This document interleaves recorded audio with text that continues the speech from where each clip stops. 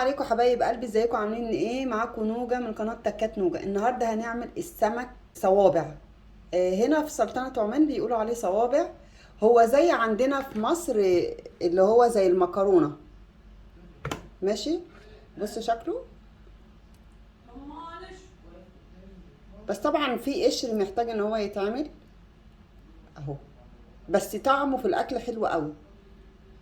خليكم معايا هننضفه مع بعض واوريكم الطريقه هتبقى عامله ازاي. طبعا هي طريقه السمك العاديه، بس انا جبت نوع جديد قلت ان انا اصوره معاكم.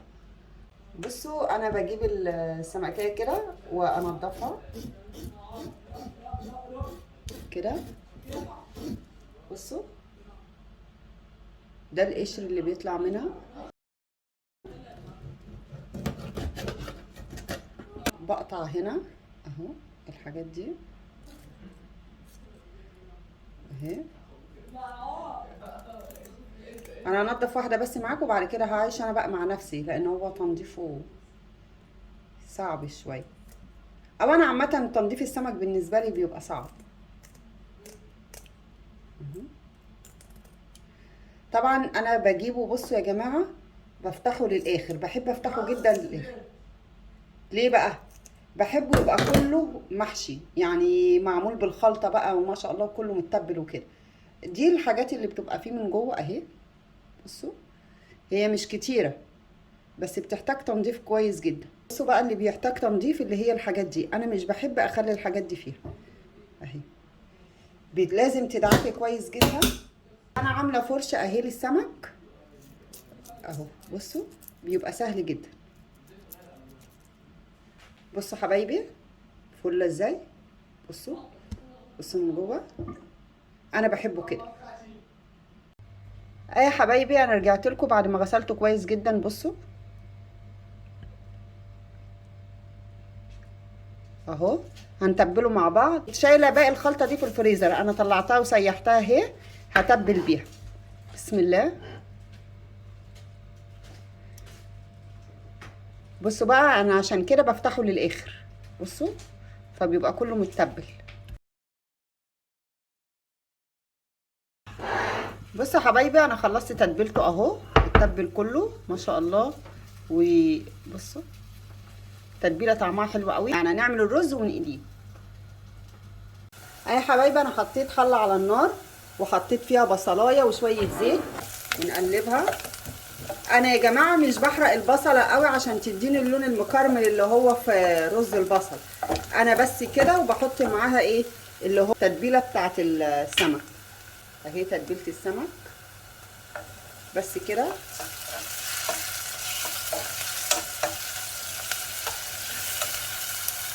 تاخد تشويحه صغيره معاها. خد تشويحه صغيره معاها. تمام.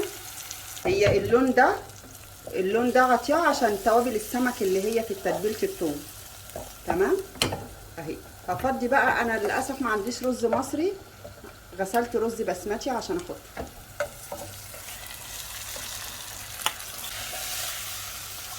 شايفين؟ بس كده. حط له بقى الملح، شويه كمون، واحط له نقطه صغيره توابل سمك.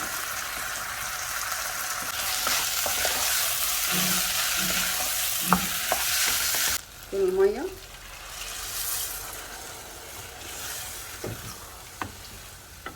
هنغطي عليه بقى لغايه لما يستوي.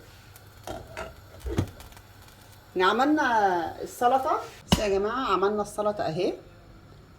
دي عباره عن خيار وخس وطماطم وفلفل وقطعه بصل صغيره قوي تدي ريحه كده، وفص توم من تتبيله السمك.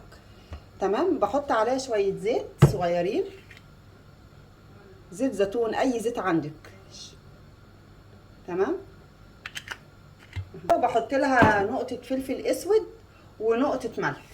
حبايبي، حطيت طاسه على النار. الزيت دوت هو غامق عشان انا كنت عامله الزيت ده، انا عاملاه للسمك. تمام. بس نضيف زي ما انتم شايفينه. انا معايا السمك بتاعي حطيته في الدقيق اهو. بلفه كده واعمله. تمام. خليكم معايا. بسم الله.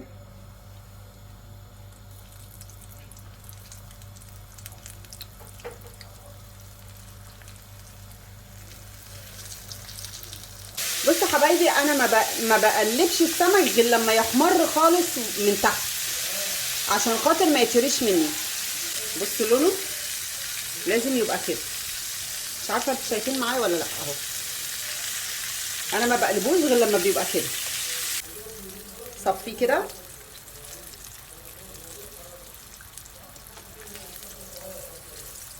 بصوا حبايبي، اهو انا خلصت السمك اهو. ايه رايكم؟